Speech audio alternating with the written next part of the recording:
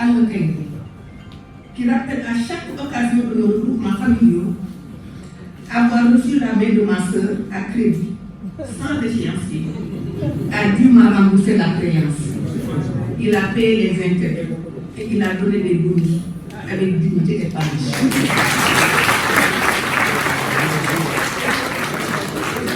Merci mon frère de ton absence de connaissance qui apparaît toujours dans tes mots, dans ta démarche et dans les actes que tu poses. Merci de toujours garder jalousement ces précieuses qualités qui font de toi une personne spéciale, l'humilité, la constance et la fidélité. Revenant maintenant à l'auteur du livre, je voudrais m'appesantir sur la manière peu courante dont il fait dialoguer en permanence le verbe et l'action pour la transformation sociale. Le professeur Bantili l'a dit. Dans un monde en perpétuelle évolution, où les enjeux de justice sociale, d'émancipation et de progrès sont plus que jamais d'actualité, le livre de Tan Albert, qui souligne les liens intrinsèques du double diptyque verbe et action, théorie et pratique, s'impose comme une référence indispensable à ma génération et à celle de mes enfants. La parole est ici posée comme un outil d'émancipation.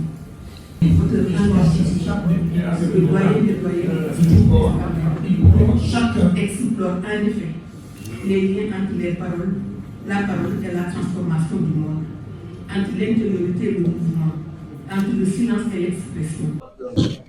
La première alternance politique pour l'homme, moi, bien que tu as eu, je suis ben député en 1848. Le premier député sénégalais, il a réglé le monde. Et Bobo, il s'est développé 3 000 administrateurs. Il a une campagne pour être député. Le premier député s'appelait Barthélemy Durand-Valentin. Il a été élu le 4 novembre 1848. De 1848 à 1914, nous avons été députés. Mais avec le mouvement jeune, parti jeune sénégalais, nous avons Ben Nagel, gagné l'élection, c'était le 10 mai 1914.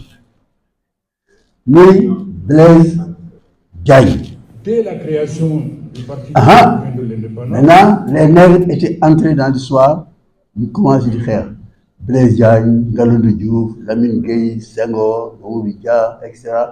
Nous avons un grand peuple qui est tout ici sur la scène de l'histoire. Mais 1914, le nègre n'est que député. 1914, mais 2014, 100 ans, un parti de jeunes encore apparaît sur la scène politique, nous passons un siècle. 1914, parti jeune sénégalais, 2014, passé parti sénégalais pour le travail, l'éthique et la fraternité. C'est important. Et durant tout ce temps, les gens ont continué à lutter, à rejeter la colonisation. Et enfin, ce parti, 10 ans après, 2014-2024, est entré dans l'histoire avec la grande victoire du 24 mars 2024. Donc, je suis fier d'être fils du peuple sénégalais. J'étudie mutuellement tous les jours son histoire pour comprendre ses faiblesses, ses forces, etc. Et encore une mention spéciale à sa jeunesse, C'est sa jeunesse à travers l'histoire. Toutes les grandes luttes, hein, les grandes grèves des chemins de fer, hein, les élections, les événements de 1968, dont les bacheliers étaient les dirigeants. Hein, c'est les jeunes qui étaient là à la place de l'indépendance, qui était en face du général de Gaulle, qui réclamait avec les pancartes l'indépendance, hein, qui avait mis en colère le général qui s'est levé en disant « Je vais m'adresser au porteur de pancarte, si vous voulez l'indépendance, prenez-la, le roi, on va la prendre. » Bon, donc on s'est opposé au général de Gaulle ici à la place s'appelait la place Projet. Projet qui était au gouvernement ici, c'est après l'indépendance qu'on l'a appelé la place de l'indépendance. C'est là où tous les jeunes du Sénégal sont venus un matin du 26 août 1958 pour faire face au général de Gaulle en lui demandant 10 ans de gouvernement. Mais malheureusement, il y a des forces progressistes dans un peuple et des forces rétrogrades. Et ce sont les forces rétrogrades qui ont remporté les élections avec le oui, hein, pour installer la communauté franco-africaine que nous proposait le général de Gaulle. Mais le peuple n'a pas baissé les bras, on a continué la lutte. On a continué et on a, avec l'événement de Sékou Touré en Guinée, hein, les gens avaient un exemple concret de l'indépendance, mais on a continué de demander l'indépendance. Et en 1959, Géado est venu ici pour dire bon, on va négocier pour avoir l'indépendance. Et dès le début de l'année 1960, on a commencé les négociations, mais malheureusement, on a négocié avec ceux qui ne voulaient pas l'indépendance et on a exclu ceux qui disaient pour l'indépendance. Ce qui a donné ce qu'on a eu ici. Parce que, mais comme je le dis dans un de mes textes, les gens qui négocient à l'indépendance, ils ne sont pas venus avec des programmes. Parce que ceux qui demandaient l'indépendance, c'était le PAI, c'était le plan Sénégal, c'était l'Ijutam, c'était le Dijao, c'était la FEOF, mais aucune de ces négociations n'était à la table des négociations. C'est le gouvernement qui était en place, qui a négocié. C'est le gouvernement qui avait mené la campagne du oui. Donc c'est des jeunes. Ce qui a mené Pierre Mesmer, le gouverneur français, à dire que nous avons donné l'indépendance à ceux qui l'ont revendiqué le moins et nous avons isolé politiquement, militairement, ceux qui l'ont revendiqué le plus. C'est ça la réalité.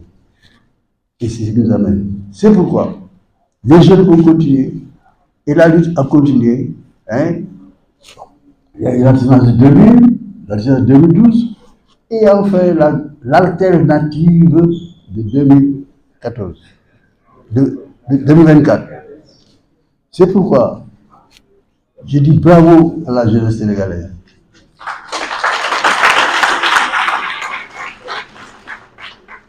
Qui constitue les 75% de la population du Sénégal.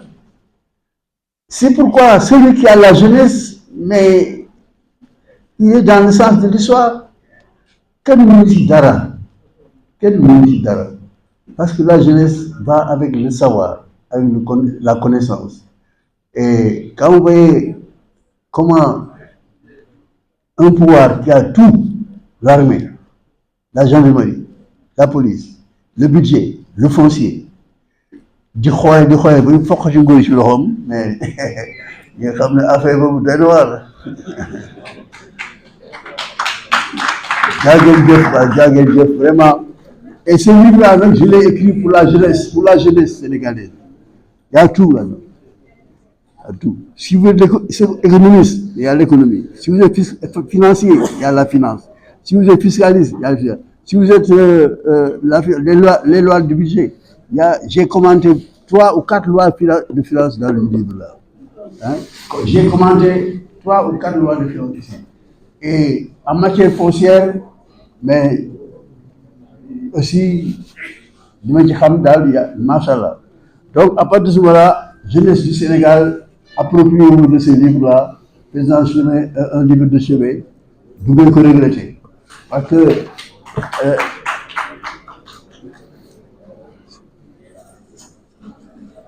la preuve, c'est que, voilà, par exemple, un texte que j'ai écrit en avril 1958 et que j'ai pu envoyer au journal Les Échos d'Afrique noire, qui était un journal d'un Français qui s'appelait Maurice Voisin. Nous allons voir Petit Gilles. Oh, je vais pas ça, mais je l'avais intitulé L'indépendance et les investissements. Mais c'est comme aujourd'hui. Aujourd'hui, on parle d'indépendance et d'investissement. C'était en 1968. Il n'a pas dit ça. Et puis, je conclue cet article par ceci. Nous serons contre le régime colonial et pour l'indépendance, car elle est la seule voie qui mène à la solution urgente du problème africain. À bas la domination coloniale, vive l'indépendance complète de l'Afrique noire. C'était en 1960.